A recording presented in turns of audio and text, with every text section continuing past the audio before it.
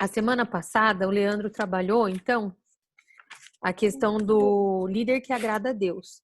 E hoje a gente vai falar sobre as prioridades da igreja. Então, nós vamos ler 1 Tessalonicenses, capítulo 3, do 1 ao 16. Eu vou ler bem rapidinho, prometo.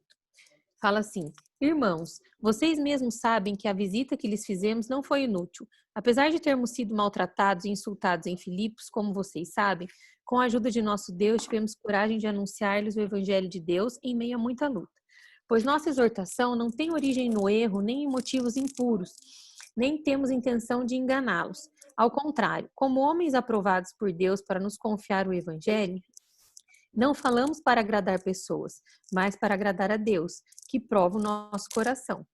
Vocês bem sabem que a nossa palavra nunca foi de bajulação, nem de pretexto para a ganância. Deus é testemunha. Nem buscamos reconhecimento humano, quer de vocês, quer de outros. Embora, como apóstolos de Cristo, pudéssemos ter sido um peso, fomos bondosos quando estávamos entre vocês, como uma mãe que cuida dos próprios filhos. Sentindo assim tanta afeição por vocês, decidimos dar-lhes não somente o Evangelho de Deus, mas também a nossa própria vida, porque vocês se tornaram muito amados por nós. Irmãos, certamente vocês se lembram do nosso trabalho esgotante e da nossa fadiga. Trabalhamos noite e dia para não sermos pesados a ninguém, enquanto lhes pregávamos o Evangelho de Deus. Tanto vocês como Deus são testemunhas de como nos portamos de maneira santa, justa e irrepreensível entre vocês, os que creem. Pois vocês sabem que tratamos cada um como um pai trata os seus filhos, exortando, consolando e dando testemunho, para que vocês vivam de maneira digna de Deus, que os chamou para o seu reino e glória. Também agradecemos a Deus sem cessar o fato de que, ao receberem de nossa parte a palavra de Deus, vocês já a aceitaram, não como palavra de homens, mas conforme ela é verdadeiramente, e como palavra de Deus, que atua com eficácia em vocês, os que creem. Porque vocês, irmãos, tornaram-se imitadores das igrejas de Deus em Cristo Jesus que estão na Judéia. Vocês sofreram da parte dos seus próprios conterrâneos as mesmas coisas que aquelas igrejas sofreram da parte dos judeus, que mataram o Senhor Jesus e os profetas, e também os perseguiram. Eles desagradam a Deus e são hostis a todos, esforçando-se para nos impedir que falemos aos gentios e estes sejam salvos.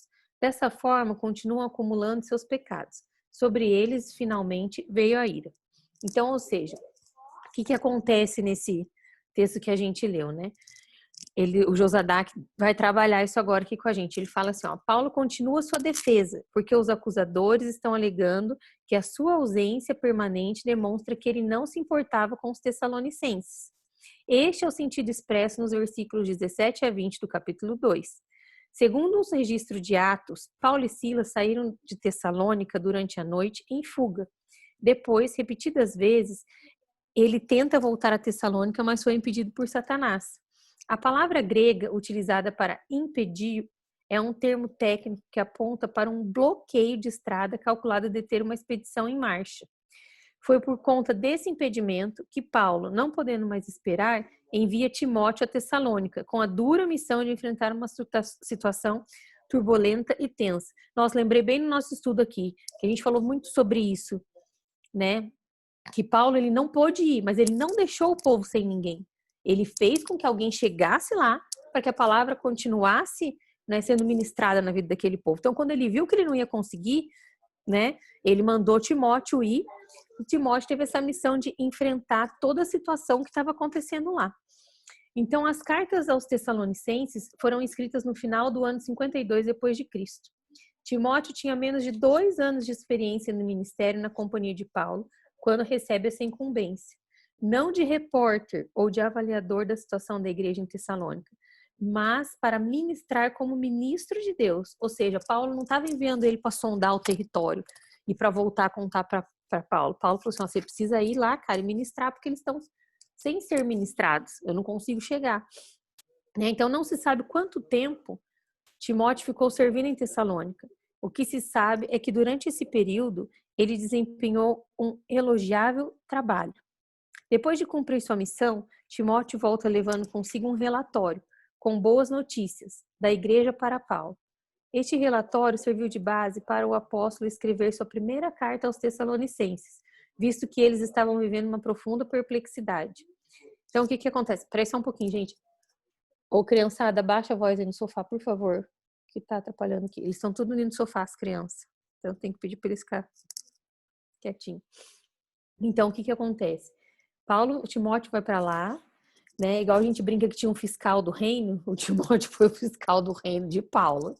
Foi lá, ministrou a palavra, mas deu uma sondada, uma fiscalizada em como estava a situação. E ele volta com esse relatório e com base nisso, Paulo escreve a primeira carta aos Tessalonicenses.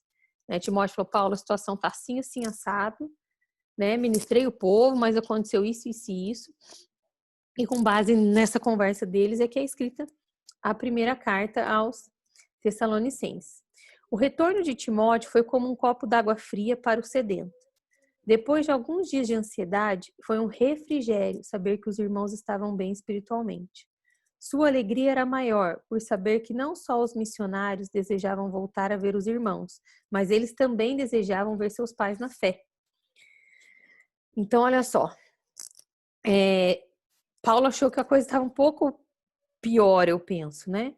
Mas ele viu que mesmo diante de toda a situação, o pessoal, eles estavam bem. Mesmo diante de tudo que estava acontecendo, eles estavam bem, né? E Paulo fica alegre com isso e fica alegre também em saber que eles estavam desejosos, né? Esperando a volta de Paulo para visitar eles.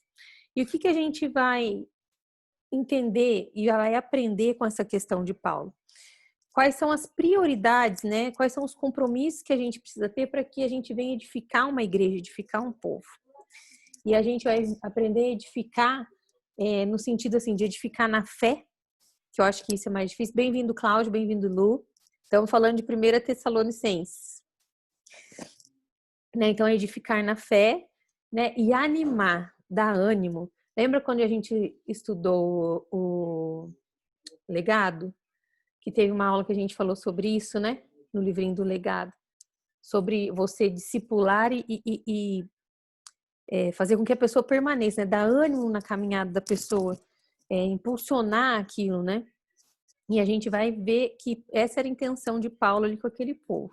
Então, a primeira prioridade que Paulo tinha para os Tessalonicenses era edificar a fé e animar aquele povo. E o que ele fala aqui? O temor de Paulo era que os Tessalonicenses sucumbissem diante do tentador e o seu trabalho ali se tornasse inútil. Ou seja, Paulo tinha muito medo de que ele, por ele não ter conseguido ir, que fosse perdido aquilo que ele já tinha feito. E muitas vezes acontece com a gente, né? Quantas vezes você começa um trabalho, aí chega uma outra pessoa para continuar no seu lugar e você fala assim, meu Deus, e agora? Será que ela vai dar continuidade? Será que vai crescer? Será que não vai? O que vai acontecer? E Paulo tinha esse temor, né? O propósito de Satanás é sempre o de destruir a nossa fé, tirar-nos do foco que é Jesus. Portanto, a prioridade agora era fortalecer a fé e encorajá-los a continuar na caminhada. Gente, isso eu vou fazer uma comparação dentro do ministério pastoral. Nós ficamos lá em Santo Antônio da Platina, caminhamos com o pastor Fernando, ele ficou 12 anos lá. O pessoal que caminhou com o pastor Eduardo também vai entender isso que eu tô falando, né? Toda troca é muito difícil quando acontece essa troca no ministério. Geralmente, quando a gente chega numa igreja nova, a gente fala assim, meu Deus, né? Como que era outro pastor? A gente precisa animar esse povo para eles continuarem o trabalho. E o pastor que chega também fala assim, meu Deus, qual foi o trabalho que o outro pastor deixou? O que eu preciso fazer para que dê continuidade, para que continue dando crescimento, para que continue, né, acontecendo as coisas. Então, a gente realmente tem esse temor dentro do nosso coração, porque a gente quer que a obra sempre avance, a gente nunca quer que retroceda. Então, eu entendo um pouquinho do que Paulo estava pensando ali, porque ele falou assim, eu mandei outro, não fui eu, né? Mas eu comecei lá, e agora? Como que foi? Como que não foi? Então, e Satanás usa tudo isso usa no sentido assim, tipo assim, ó, tá vendo? Não veio mais, saiu, né? Enfim, e até para nós mesmos que estamos continuando a obra, falando assim, ó, você não vai conseguir continuar, você não é capaz, você não vai dar conta. Ele usa isso para tentar desestruturar, né? E destruir a nossa fé e tirar do foco, porque quem dá o crescimento é Jesus. A igreja não é do pastor Daniel, não é do pastor Rony, não é do pastor Fábio, né? A igreja metodista do Brasil é do Senhor Jesus. Ele dá o crescimento, porque ele dá a sabedoria, ele dá o entendimento, né? Então, assim, nós precisamos entender que nós não podemos nos deixar abalar pelas situações, né? E para que a gente não venha perder a nossa fé. Porque a gente precisa permanecer e continuar perseverante. Então, olha só. Então, a prioridade era fortalecer a fé e encorajá-los a continuar na caminhada. Devido às muitas perseguições e tentações do diabo, os tessalonicenses precisavam de palavras de conforto e de esperança.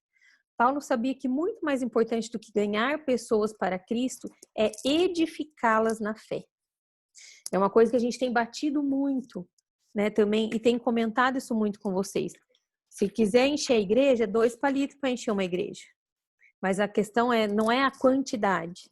Essas pessoas que estão vindo conhecer Jesus precisam ser edificadas, precisam aprender a ter fé. Hoje aconteceu uma situação aqui em casa, muito engraçada. Ana Laura falou assim, ai mãe, mas tudo que você fala acontece? Eu falei, não, minha filha, isso se chama fé. Isso se chama fé.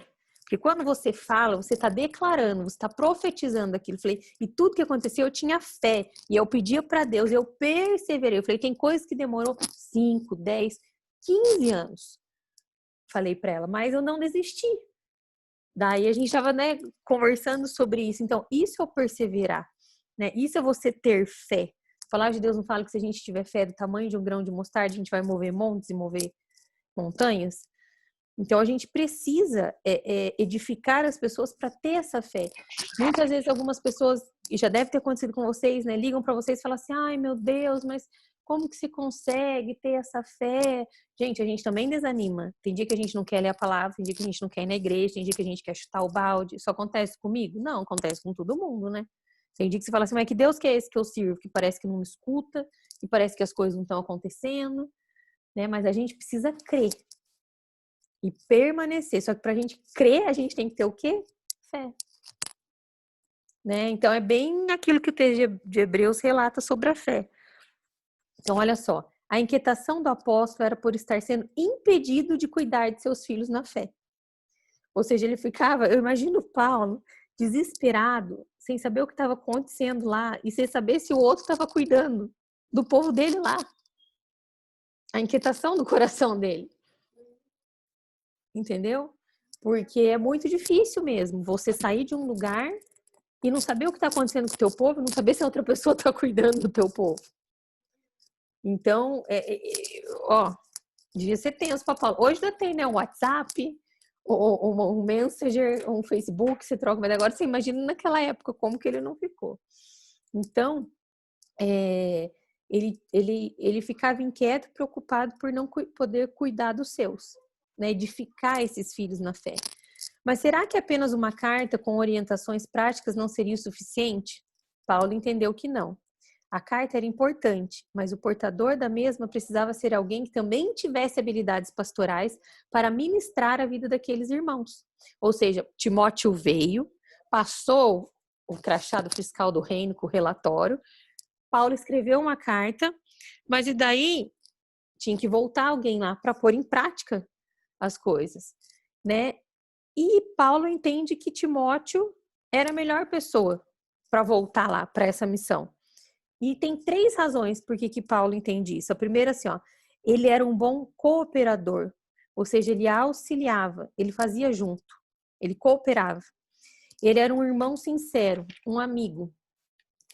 E ele era um fiel ministro de Deus. Ele pensava no reino de Deus, né? Ele vivia para o reino de Deus.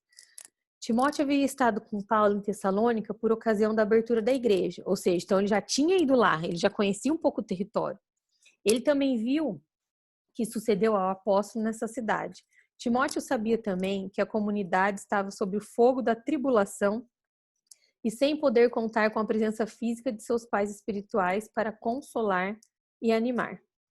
Diante disso, o jovem pastor tinha consciência que não seria nada fácil ministrar aquela comunidade, com seus inúmeros problemas e desafios. Ou seja, Timóteo já sabia que ele ia enfrentar alguns problemas, porque ele já não era o pastor daquele povo, né? Mas ele foi, porque ele era um ministro de Deus e ele ia dar conta daquilo que ele foi incumbido. Boa noite, Fer. Pessoal, essa é a feira da Igreja Metodista lá de São Paulo. Caminhou com a gente na Igreja Metodista lá na Vila Conde do Pinhal, quando o Daniel era seminarista. E a Fer vai participar com a gente também quando é dos discipulados, das escolas dominicais, enfim. Seja Boa bem-vinda, Fer, noite. Gabi. Obrigada, Gê. Nós estamos Obrigada. trabalhando o texto de 1 Tessalonicenses, Fer, do capítulo 3, do versículo 1 a 16, a gente está falando quais são as prioridades da igreja. A gente está estudando esse livrinho aqui, ó, Compromisso, a missão frutificadora da igreja. Tá bom? Tá bom, obrigada. Então, beijo, Fer. Beijão, então, vamos voltar obrigada. aqui, gente. Então, Timóteo sabia o que ele precisava lá, né? Então, diante disso, o jovem pastor tinha consciência de que não seria fácil ministrar aquela comunidade, com seus inúmeros problemas e desafios. A missão ali exigiu muito esforço, dedicação e, sobretudo, zelo, pois ele teria que animar e confortar. Então, assim, o povo estava triste porque Paulo não estava lá. Aí, fico eu pensando que quando Timóteo voltou, né, o povo falou assim, bom, quando voltar alguém de novo, vai vir Paulo. E Paulo não volta, ele só escreve a carta e volta Timóteo. Então, você pensa, né, o coração de Timóteo, né? O povo estava esperando que Paulo talvez fosse voltar. E ele não volta. Então, Timóteo fala assim, meu Deus, não está voltando o pai espiritual dele, está voltando eu com um monte de recomendação. Como que vai ser? Então, eu penso que o coração dele estava meio, né? A missão ele exigiu muito esforço, dedicação e, sobretudo, zelo. Foi o que a gente leu. Timóteo não poderia ser rude, violento e muito menos desequilibrado, mesmo quando tivesse que levar alguém a mudar seu curso de conduta. Os acusadores estavam insinuando que as tribulações eram provas de que Deus não estava com eles. Então tinha mais isso ainda. Já estava acontecendo toda essa situação, daí tinha os tribulados, né? Os atribulados, que já estava falando assim, ó, isso aí é Deus não está com vocês, por isso que está acontecendo essas coisas. Então ele tinha que enfrentar mais isso ainda. Seguindo a orientação de Paulo, Timóteo deveria adverti-los a não se abalarem diante das pressões, pois sofrer pressões faz parte do chamado para seguir a Jesus. É na tribulação que o cristão fortalece a sua fé e sua têmpera espiritual e emocional é forjada. Eu brinco que o nosso bispo João Carlos acha que ele manda nós para um treinamento para ir para o Iraque. Vai preparando já, Leandro e André.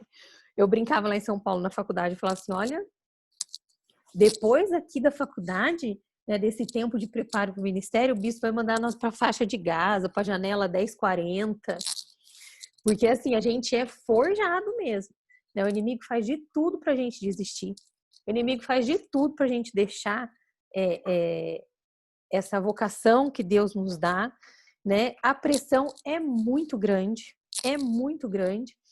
né? Mas tudo isso faz parte do chamado. Porque você pensa, você abre mão de tudo para servir a Deus. Então o inimigo nunca vai se agradar disso. Então ele vai tentar minar, ele vai tentar fazer de tudo para que você desista disso, né? Porque ele sabe que Deus vai confiar pessoas a vocês, ele vai confiar pessoas para caminharem com vocês, vai confiar pessoas para que vocês venham a ajudar essas pessoas a edificar a fé delas, né? A se enraizarem na palavra de Deus. Então, muitas tribulações, muitas coisas vêm. Vocês já perceberam que quando a gente entrega a nossa vida para Jesus, parece que faz assim, ó, vai pondo as coisas tudo no lugar? Parece um furacãozinho, assim, ó, que vai passando e vai... Na verdade, é necessário isso, para que a gente tire tudo aquilo que não é do Senhor das nossas vidas, né, e comece a viver uma vida reta diante dos olhos de Deus. E algumas vezes isso é difícil, né? E para você viver uma vida voltada para o Senhor é muito complicado. No sentido assim, você vai ter pressão, você vai ter questionamento, pessoas vão falar assim, mas que Deus que é esse que permite que você faça tal coisa? Mas que Deus que é esse? Então sempre vão ter essas situações. Mas no final de tudo a gente sempre vê a grandeza e a graça do Senhor, né? E a gente sempre fala assim, ó, vale a pena ficar, vale a pena permanecer, vale a pena aguentar as pressões, vale a pena aguentar tudo. Eu estava conversando com a Fer, não sei se foi ontem, antes de ontem, a gente conversou um pouco disso, né? No sentido assim, né? Que vale a pena. E que quando a gente entrega toda a nossa vida por completo a Jesus, a gente não sabe fazer diferente. né? A gente não sabe fazer outra coisa. Então, nesses momentos de tribulação, nós somos fortalecidos. Sempre que a gente passa por uma situação de tribulação, a gente não sai mais forte. Quando a gente passa por um problema, a gente sempre aprende alguma coisa. Ou a gente aprende o que fazer, a gente aprende o que não fazer. E quando a gente se depara com outra situação, a gente está fortalecido para passar. Então, são nessas tribulações que a nossa fé é forjada. Vamos permanecer, gente. Vamos permanecer que vai dar tudo certo no final.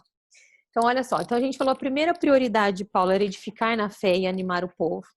E a segunda prioridade dele é marcar presença. Com certeza, a carta que Paulo enviaria, com orientações pastorais, não era suficiente para atender às necessidades afetivas dos tessalonicenses. Tinha que ter alguém ali, do lado deles, de carne e osso, para lhes falar palavras fortalecedoras e animadoras. De fato, nos momentos das pressões da vida, nada substitui a presença física daqueles que amamos. Vocês já tiveram situações que vocês estão passando por algum problema e você não quer escutar nada de ninguém, você só quer falar? Você quer sentar assim na frente de alguém, falar, chorar, abrir o coração. Parece que só disso já tem um alívio, né? Assim, ó. Não é assim? Então a gente tem essa necessidade, né? Se alguém fala para mim assim, não, mas eu resolvo meus problemas, tem coisa que é só eu e Deus. Tem coisa sim, que é só você e Deus, né? E tem outras situações que a gente quer falar, né? E a gente daí, se a gente tá bravo com a vontade de Deus, não quer escutar o que Deus está falando pra gente, a gente quer arrumar um cúmplice para concordar com a nossa braveza. Então a gente tem que ter cuidado com isso também. Porque às vezes Deus está falando pra gente não e a gente quer o sim, e a gente quer procurar uma pessoa para falar sim com a gente, sendo que Deus já falou não.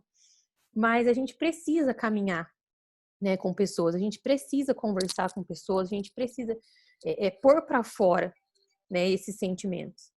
Então, olha só, agora os tessalonicenses não estavam mais órfãos, tinham Timóteo, alguém que poderia lhes dar um abraço afetuoso, um olhar de aceitação e disponibilizar seus ouvidos para ouvir as queixas e os sofrimentos dos irmãos.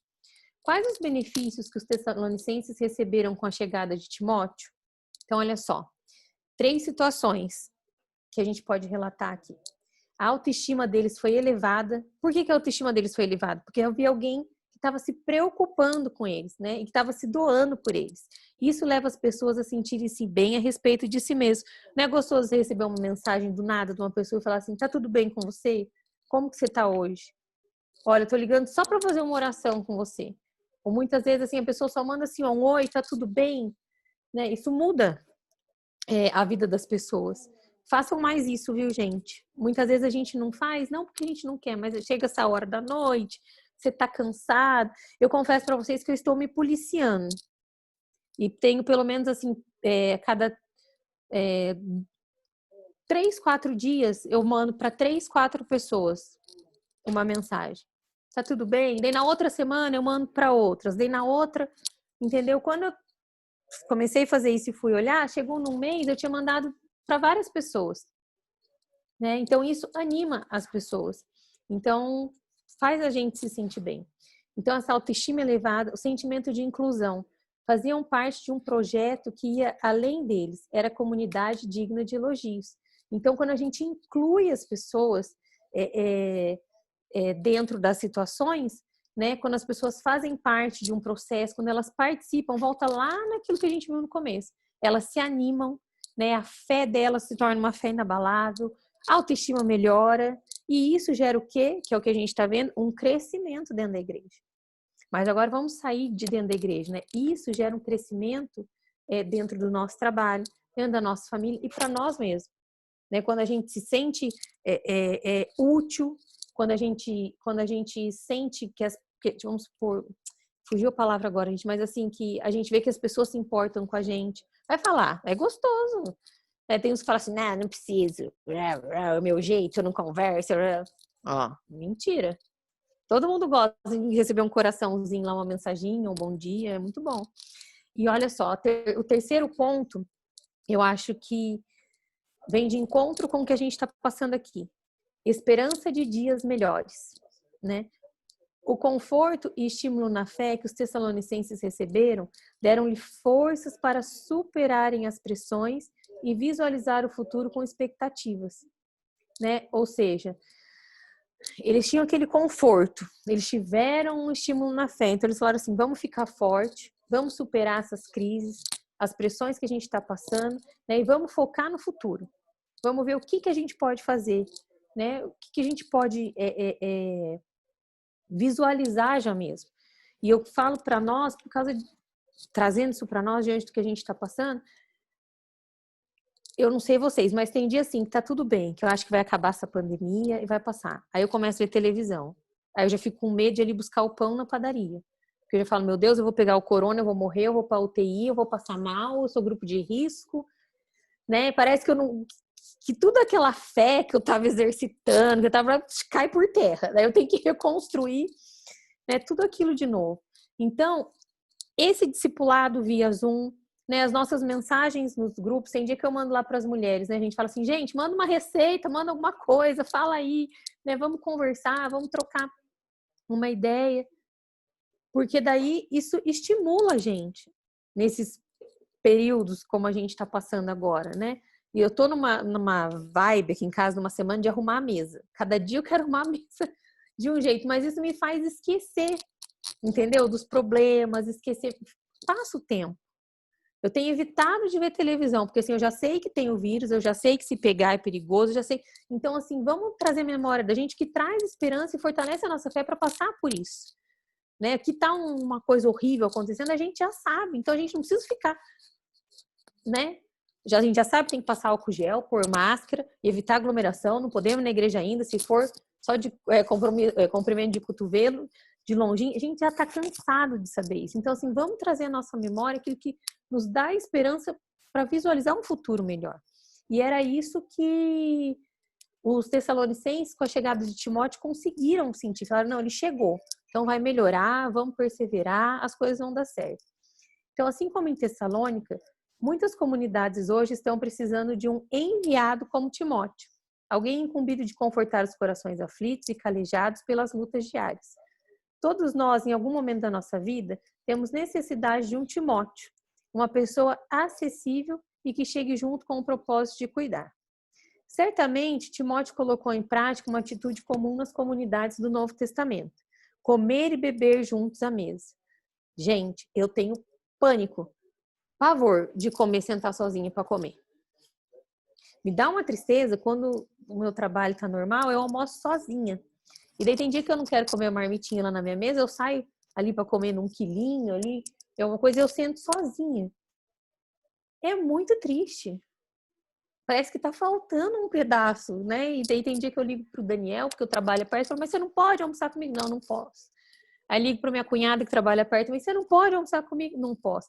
Então, assim, é um ato tão simples, mas que gera uma comunhão tão grande. Eu gosto tanto de sentar na mesa, você fica conversando, daí, né, e dá uma conversa, puxa a outra, daí você já come mais um pouquinho também, né? Eu tenho que tomar cuidado para não comer demais, porque enquanto a gente está vendo a comida ali, a gente está comendo. Mas é um momento de comunhão, de um encontro tão maravilhoso e que isso tem se perdido hoje em dia. Né? Parece que tem passado, porque hoje assim, tudo, você pede um lanche, você está com fome, você come a hora que você quer. É uma coisa assim que eu prezo aqui em casa. É difícil, mas eu tento isso. Pelo menos o almoço é mais difícil, né? Pelo fato do pastor estar trabalhando. E quando eu também não estou trabalhando, não estou aqui. Mas assim, o jantar, nem for para comer o pão com a manteiga. Todo mundo junto. Eu brigo com os meninos, mas vocês vão sair agora? É o único momento que a gente tem junto, é o momento da refeição. Né? Um momento de compartilhar, um momento de vínculo. E o que acontece? Timóteo colocou isso em prática lá. Né? O ato de sentar à mesa com o outro vai além de tomar uma refeição. Comer é uma forma de comunhão, é um símbolo de encontro de vidas. É na mesa que todos se sentem família. Não estamos falando de ir à casa dos outros motivados apenas para comer. Ai, Jesus, você não vai na casa do irmão só porque ele faz comida boa, gente. Por favor. Você vai lá para ter uma comunhão também, né? Ó, eu vou falar para vocês, todo mundo, ó, vou dar um breve relato. Na Lu, já comi bolinho bom. Nas duas Lu, ó. Tanto a Lu de Floripa quanto a Lu nossa aqui. A Doris faz um quiabinho que ela leva nos almoços. Maravilhoso, não é, Isaías? A Feira e o Gabi lá em São Paulo também. Já comi muito lá. A Reia Dalva, misericórdia. Acho que a Reia Dalva fizeram engordar lá em Foz uns 10 quilos, porque todo dia ficava uma comida boa, né? Aí, a Deia, quando vem aqui, nós comemos também, né, Deia? Vamos fazer visita na fazenda? Comemos também, né? Então, é um tempo de comunhão. Acho que a gente está sentindo falta do nosso almoço de domingo na igreja, né? A Ber falou que nós vamos fazer um dia inteiro, assim, a Ber, a Cíntia, a irmã da Thaís também, que a gente vai começar cedo com café, daí fazer uma escola dominical, daí fazer um almoço, já fazemos um lanche da tarde, fazemos culto e vamos passar o dia inteiro, né? Então, é gostoso comer? É muito gostoso comer, mas o estar junto é muito mais gostoso, né? Refiro-me ao estar junto, confortar e estimular a fé, pois muitas pessoas passam pela vida na obscuridade. Aos olhos do mundo, não são ninguém. Essas pessoas, às vezes, só querem ser ouvidas. John Maxwell dá 9 dicas sobre como desenvolver a habilidade de ouvir. Olha só, isso é muito importante, porque muitas vezes a gente é bom no falar, né? Quer que as pessoas nos escutem, mas a gente também não entende que as pessoas têm essa necessidade de serem ouvidas. Então, essas dicas que ele nos dá, é muito legal para a gente compreender isso. Olha o que ele fala. Olhe para quem está falando. Vou falar por mim, eu tenho pavor quando eu tô falando e a pessoa tá assim. Tô falando, eu Jerusalém. Vocês também se incomodam, não incomodam? Ó, não interrompa. Concentre-se na compreensão. Determine a necessidade do momento. Confira suas emoções. Suspenda o seu julgamento. Faça um resumo nos intervalos principais. Faça perguntas de esclarecimento. E a 9, mais importante, sempre faça do ouvir a sua prioridade. Então, são 9 dicas que ele ministra a nossa vida, porque eu tenho certeza que da mesma forma que a gente precisa agir, assim como a pessoa que está nessa necessidade de conversar, nós vamos querer que aquele que esteja nos ouvindo nos trate dessa forma também. Porque muitas vezes aquilo que a gente falou lá atrás, a gente só quer falar, a gente só quer abrir o coração. Muitas vezes o simples ato de pôr para fora aquela dor, aquela angústia, aquilo que está, né, gerando uma amargura em nós, já é libertador. Aqui parece que já, né, solta, acaba. Então, para você ver, é um pequeno gesto. Eu fico lembrando da minha avó agora, um pouco antes dela falecer, assim, a Bisa, né, por causa do Alzheimer. Então, assim, ela contava uma história, dava 10 minutos, ela contava a história de novo, dava 10 minutos, ela contava a história de novo. E eu tive que aprender a ser ouvido. Eu não sabia lidar com a doença dela. Então, muitas vezes, por não saber lidar, eu a confrontava. No sentido assim, falava, Bisa, mas a senhora já falou isso pra mim. Né? Porque, gente, repetir, é uma coisa assim...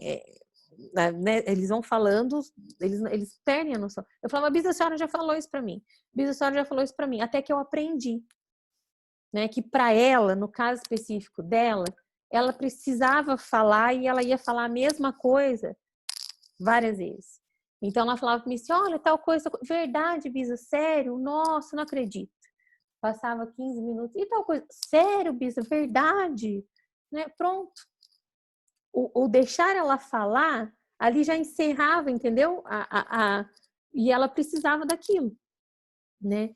Então, a gente sempre tem que estar prontos para falar, mas também estar prontos para ouvir. Então, vamos lá. Não se cuida efetivamente de alguém por telefone ou e-mail, nem mesmo do púlpito da igreja. Timóteo seria para os tessalonicenses muito mais que um ministro de Deus. Agora a gente vai ter que mudar esse parágrafo, porque diante da pandemia nós estamos cuidando por e-mail, Zoom, WhatsApp, Instagram, Facebook, telefone, né? Então mudou um pouco, a gente está tendo que usar a tecnologia para isso. Mas um telefonema conforta a gente também, né? Mesmo sem ser em época de pandemia.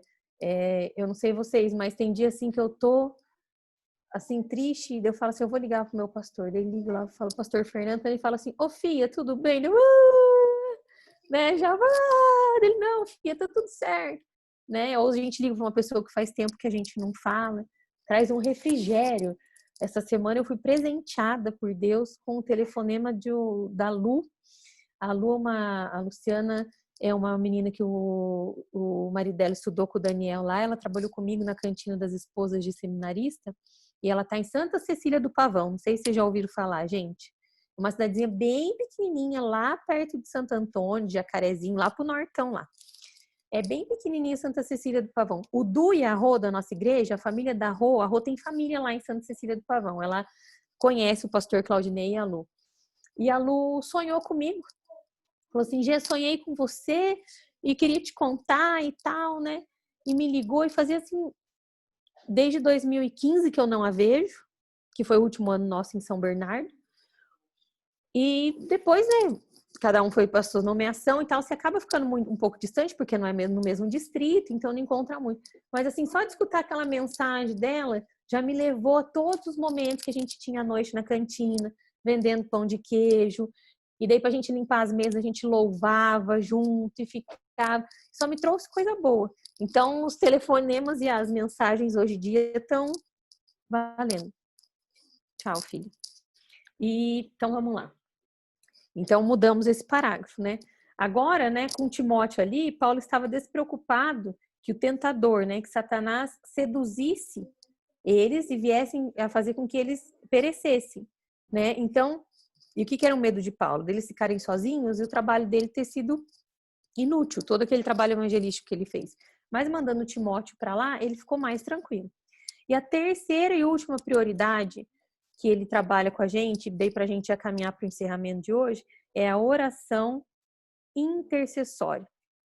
A intensidade da alegria de Paulo pelos Tessalonicenses se expressa numa intercessão fervorosa. Primeiro é a petição, se colocar diante de Deus, entregar para o Senhor, pedir para o Senhor. Depois é uma oração por mais graça, suprindo o que estava defeituoso na fé deles.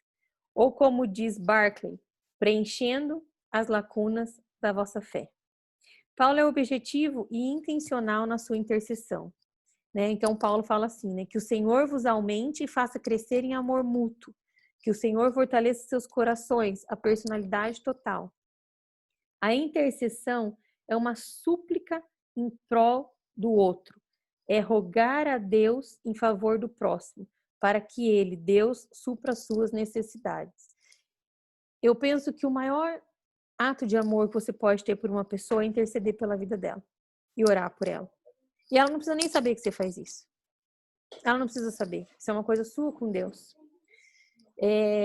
Eu sei que eu sou fruto de oração, meu pai, de uma mulher lá de Santo Antônio que já faleceu, a dona Aurora, que ela orava, eu lembro dela ir orar lá com meu pai, e eu sei que outras pessoas que eu nem imagino oraram por mim para eu estar aqui onde eu estou hoje, né? Então, e para nós também, acho que cada um de nós aqui, alguém orou, alguém intercedeu, alguém pagou o preço, alguém se colocou na brecha, né? E isso não tem amor maior, porque a intercessão é você se doar pelaquela pessoa, e muitas vezes não é fácil.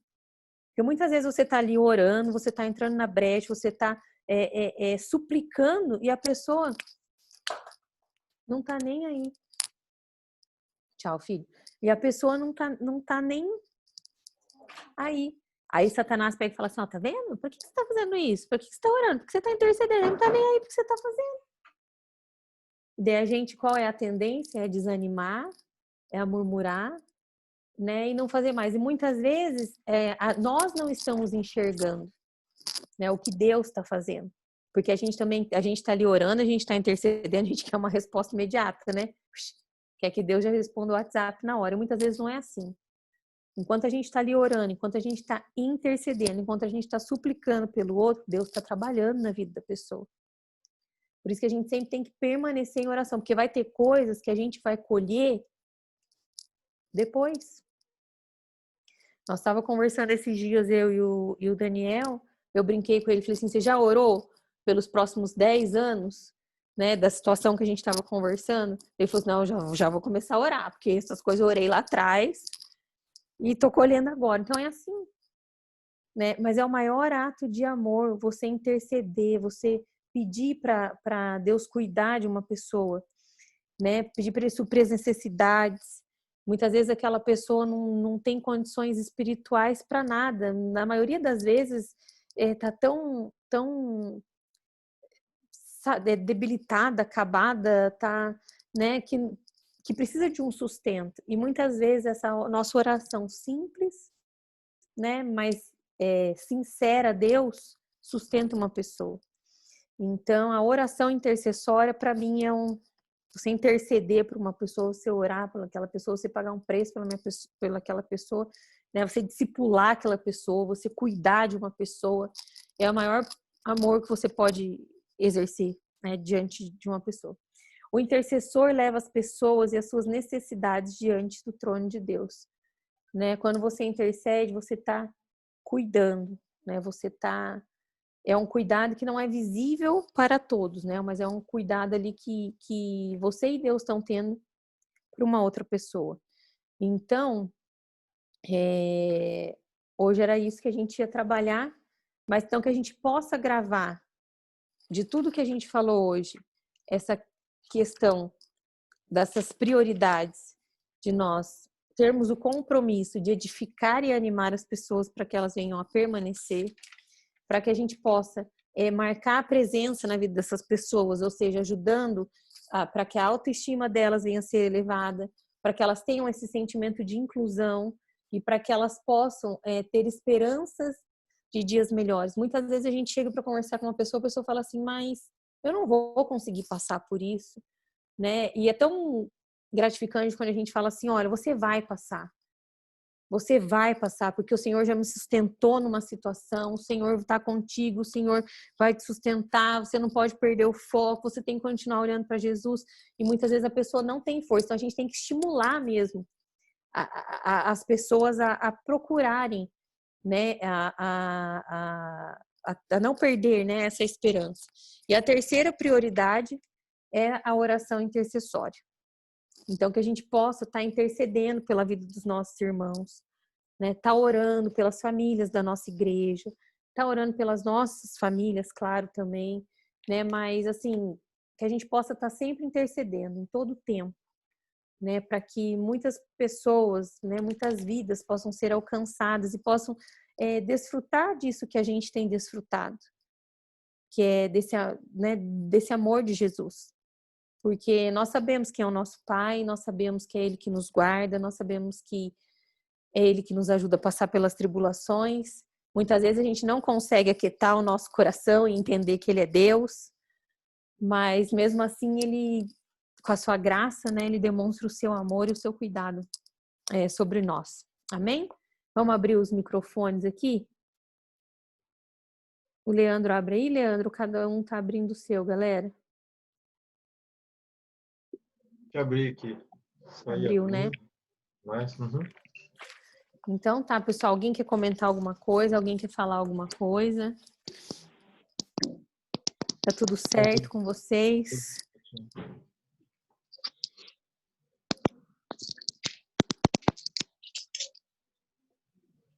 Tá todo mundo quietinho hoje? Todos abertos, né? A Isaías, pode falar? Queria que você repetisse aqueles 9 pontos lá de ouvir. Vou repetir. Eu preciso aprender a ficar mais isso. Não, vamos lá, Isaías, ó.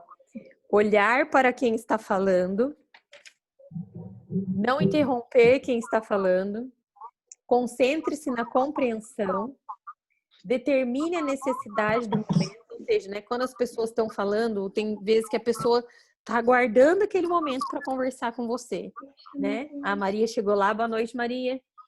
Confira suas emoções, suspenda o seu julgamento, porque muitas vezes a gente julga. A pessoa começa a falar, a gente fala assim, não, mas não é isso, não sei o quê, a gente, não por mal, né? Mas já querendo até defender, até a gente acaba julgando. Faça um resumo nos intervalos principais, faça perguntas de esclarecimento e sempre faça do ouvir a sua prioridade. Esse faça perguntas de esclarecimento, Isaías, a gente exerce muito aqui em casa, viu? Tem dia que o pastor tá falando alguma coisa para mim e fala assim, você entendeu o que eu tô te falando? Você quer que eu te explique? Como tem vezes que eu tô falando alguma coisa pra ele, mas você entendeu? Ó, é assim, assim, você entendeu? Entendi. Ah, então tá bom. Gente, esse pequeno exercício diminui em milhares de tamanhos os conflitos. Porque daí, assim, se a pessoa não entendeu, você vai explicar de novo, você vai conversar de novo, né? Então, assim, não fica ruído na conversa. Então, vamos seguir esses passos, galera. Importantíssimo. Teve um certo momento que a gente fez um curso no Bacaxiri que chamava-se Aprendendo a Ouvir. E passava por várias coisas. Passava por vários tópicos, vários pontos, assim, como você fazer a leitura da sua, qual você está na frente para falar, ou... como é que é o nome daquela palavra em inglês lá que é... Esqueci agora o nome. Esqueci o nome da palavra agora. Que é você fazer a leitura com a pessoa para você comunicar. É a base da comunicação. Esqueci a palavra em inglês que passava, mas a parte fundamental era isso, é aprender a ouvir o que a pessoa está falando, muito mais do que você falar, né? Rapport, lembrei. Rapport. Trabalhava muito rapport. Eu aprender... essa é da comunicação. Eu aprender a ouvir. Exatamente. É isso mesmo, é a comunicação. Ele quebra as barreiras, né? Quando você ouve. E aquela questão é do ouvir e ter aquele discernimento mesmo de não julgar. Porque talvez do ponto de vista da pessoa, ela tá certa. Do seu ponto de vista, não. Né? Só que eu agora estou enxergando aqui, vamos tirando vocês, estou enxergando meu sofá, é o meu ponto de vista. Vocês não estão enxergando meu sofá. Então, se eu falar que na minha frente tem um sofá, eu tô certa. Né? E se vocês falarem que na frente de vocês tem uma TV desligada, ou tem, para mim não tem. Tá errado, mas para vocês tá certo. Então, a gente sempre tem que ouvir os dois lados. Né? Sempre tem, eu falo que tem as duas verdades e a verdade.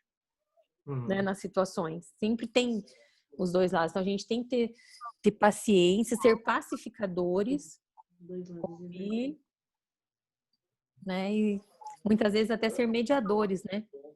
Diante dos conflitos. Na maioria das vezes. Mediadores. E para ser mediadores, a gente tem que ouvir ambas as partes, né? O juiz, ele mais ouve do que ele fala, né? Mais ouve do que ele fala. Eu trabalhei muito tempo, né? Os meus estágios no Ministério Público, né? Na vara criminal, então tinha lá termo de declaração. Então você tinha que ouvir tudo que o cara tava falando, tinha dia que você falava assim, não, mas você tinha que pôr lá. Né? Exatamente. E daí vinha para nós, né, como Ministério Público, vamos falar assim uma palavra, né, fácil, acusa, né? E o juiz realmente fica lá diante do advogado e do Ministério Público, ouvindo ambas as partes para chegar a uma conclusão para dar a sentença. Mas ele tem que ouvir todo um lado, depois ouvir todo o outro, aí ele vai estudar aquele processo, para daí ele vai dar a decisão dele, mas ele precisa ouvir. Né? Então, oi, Isaías. Tá bom. Né? Vamos aprender a ouvir. Vamos. Mas a gente aprende, gente. Mais alguém quer falar alguma coisa? Eu ia falar para você mandar para nós para praticar essas 9. Vou mandar. Vou fazer o seguinte, eu vou escanear, mando no grupo da igreja e mando para vocês aí, mando para a Rê, para o Cláudio, para a Fer. Eu estava conversando com a Fer hoje também, ela deu uma sugestão, porque nos grupos da igreja eu mando devocional, né? O pastor manda no grupão e eu vou jogando no caminho, no Ministério de Mulheres e tal. Mas, ó, tem a Fer, tem o Cláudio, tem a Lu, tem o pessoal de Laranjeiras, que eu mando. Eu acho que eu vou criar um grupo só para mandar um devocional. Sabe aquele jeito que não manda mensagem? Eu não sei como que é, que só fica com só administrador, né? E daí só manda o devocional. Eu mando, pode deixar que eu mando os 9 pontos. Eu vou escanear, amanhã cedo eu mando pra gente. Mas é isso aí, galera. E estamos com saudade. Não sei ainda quando vamos abrir a igreja. Era o que eu ia perguntar. Eu acho que o pastor vai dar mais uma seguradinha, Lu, assim, não sei como que vai ser. Amanhã nós vamos bater um papo com o Leandro e com a Deia também, né, para a gente alinhar as coisas, tudo. E, enfim, penso que vamos segurar um pouquinho mais, eu acho que mais uns 15 dias, assim, pelo que eu conversei com o pastor ontem, com o Daniel ontem, perguntando, né? Porque agora, Lu, o problema é que agora veio o frio. Então, não é só o corona, né? Junta tudo. Sim. Né? As doenças respiratórias ficam piores aqui para nós, né? Curitiba, lá em Foz ainda é um pouco mais calor, né? O pessoal de Floripa e São Paulo. Então, vem meningite, vem H1N1, vem pneumonia, então, e mais o corona, né? Então, acho que é capaz de segurar mais um pouquinho. Né? Mas se a gente for olhar, nós estamos indo muito bem no estado do Paraná, graças a Deus, proporção a habitantes, né? Se a gente for comparar aos outros estados, a curva tá segurando bem. As cidades do interior estão tendo mais casos, porque eu acho que o povo relaxou um pouco, né? Viu que lá não tinha muito, então acho que, enfim, eu acho que segura mais um pouco aí, porque o pico tá chegando se não chegou. Entendeu? Todo dia que o Daniel chega, eu pergunto, falo, e daí, né? E o pico? O pico chegou? O que o Beto Preto, que é o secretário da Saúde, falou? Já chegou? Né? Tá chegando? Como que tá a situação? Né? Mas cuidar. E mulheres, falar uma coisa para todas vocês aqui.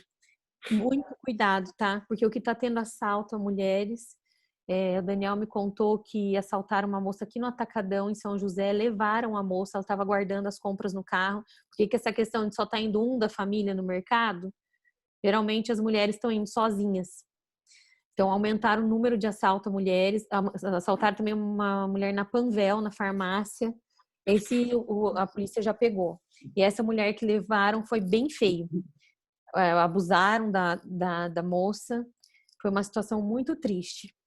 Então, cuidado aí, mulheres, não fiquem, né? Porque tem menos movimento na rua, então acaba também tendo mais espaço para que esse tipo de violência aconteça, né? Então a gente precisa se cuidar. Mas, Lu, assim que souber, a gente avisa, pode deixar. Ok, certinho. Tá bom? Pessoal, isso então? Então nos vemos domingo, cedo na escola dominical. Sim. Quem sabe a gente tem uma surpresa domingo? Acho difícil ainda, mas quem sabe? O pastor fala assim, abrimos a igreja, vamos orar. Mas acho que não, acho que ainda vamos esperar aí mais uns. Oh, meu Quem Deus. sabe, o domingo agora é ceia? Não, né? Eu tô perdida no dia. Não. Que dia que hoje? Não, né? No outro. Domingo né? ainda é 31. 31. Quem sabe no domingo de ceia, né? Mas assim, se for abrir, respeitando o espaçamento, provavelmente vai ser feita uma lista, né? De pessoas para que não venha ter aglomeração. As igrejas aqui em São José que abriram, o pessoal estão fazendo listas de confirmação por WhatsApp. Ele confirma as pessoas que vão. Daí vamos supor, se você foi nesse domingo, no próximo domingo você vai dar uma oportunidade para outra pessoa da igreja aí. Então eles estão trabalhando assim como se fosse um rodízio, né? Mas não sei ainda como que vai ser. Mas de qualquer forma, domingo cedo nos vemos na escola dominical. E se não tivermos nenhuma novidade, às 5 da tarde nos vemos pelo Facebook e Instagram, né, no nosso culto. Amém? Amém. Vou pedir pro Leandro estar orando, então, para a gente encerrar nosso discipulado. Amém? Amém. Amém. Oramos então. Querido Pai, amado Deus, queremos exaltar o Teu nome, Senhor Jesus, e Te agradecer, Pai, primeiramente pela vida, pela Tua misericórdia, por Teu amor, mais um dia ser renovado no nosso coração. Amém. Obrigado por essa palavra, obrigado por essa ministração, por esse ensino, que realmente, Pai, esteja diante do nosso coração e dos nossos olhos o compromisso de caminhar como igreja que agrada o Teu coração. Amém. Que, em nome de Jesus, Pai, aprendamos a ser aqueles os encorajadores. Sim, nesse Deus. tempo em que a desesperança vem tomando lugar no coração das pessoas. Que possamos ser aqueles que entregam a palavra de amor, de graça, de vida que se chama Jesus Cristo. Amém. Que, em nome de Jesus, aprendamos a ouvir, Pai, primeiramente a Tua voz, a Tua direção, a Tua palavra, e ouvir os irmãos, Pai, para assim podermos crescermos juntos diante do Senhor. Abençoa-nos, Pai, nesse restante de dia. Abençoa-nos, Pai, nesse restante de semana. Que a Tua mão continue estendida a cada uma das famílias do teu povo. Continua abençoando, Pai, todos aqueles que te servem, que te amam e obedecem os teus ensinos. Pai, em Amém. nome de Jesus, livra-nos, Pai, de toda essa maldade que está espalhada mundo afora. Que estejamos sempre guardados e protegidos debaixo das tuas asas. Nós te louvamos e te agradecemos tudo isso em nome de Jesus. Amém. Amém. Ah lá, a Dalva apareceu ela também no finalzinho. Oi, Dalva. Ó, gente, a Oi. Dalva é responsável por engordar em Foz do Iguaçu, tá? Se você e a Deia forem pastorear Foz do Iguaçu, vocês se preparem, viu? Olha só que bênção, hein?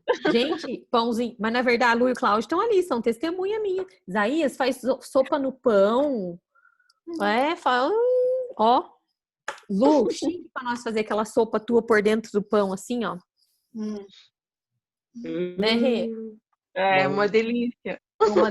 Rê, acabei de ganhar um bolo bem delicioso da Iva. Ai, ó, viu? O Nelson veio trazer. Olha lá, tá vendo? A Iva, gente, é uma nutricionista de lá, que assim, ela é magrinha, mas só faz coisa boa que engorda, entendeu? Mas ali na fazenda, ó, as cozinheiras são de mão cheia também, hein? Ah, a gente quer provar. Ó, aqui na fazenda, Fer, quando vier de São Paulo, você se prepara, porque olha, ali na fazenda também. Com certeza. E domingo passado foi muito legal, né, Délia? Que a gente foi presenteado. Foi um presente de Deus para nós, porque a gente vai muito cedo para a igreja, pessoal. A gente vai. O André e o Leandro vão mais cedo ainda. Eles têm dia que vão 2h30, 3 horas para poder ensaiar com o louvor e deixar tudo pronto. E, né, eu e o Daniel chegamos por volta das 3h30, saímos aqui de casa, chegamos lá umas 4. Mas até ter o culto, ter tudo, a gente acaba ficando até mais 7 lá, né?